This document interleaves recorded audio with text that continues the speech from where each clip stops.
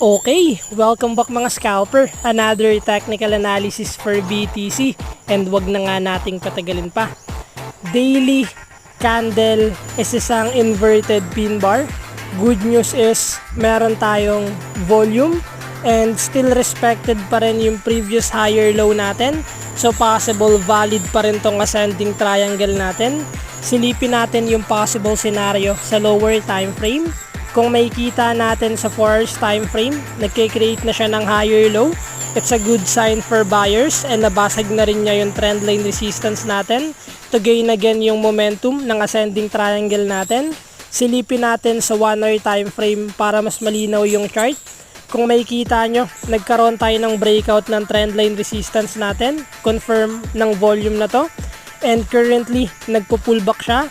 So what we expect, if i-continue lang ni BTC yung pag-create ng higher lows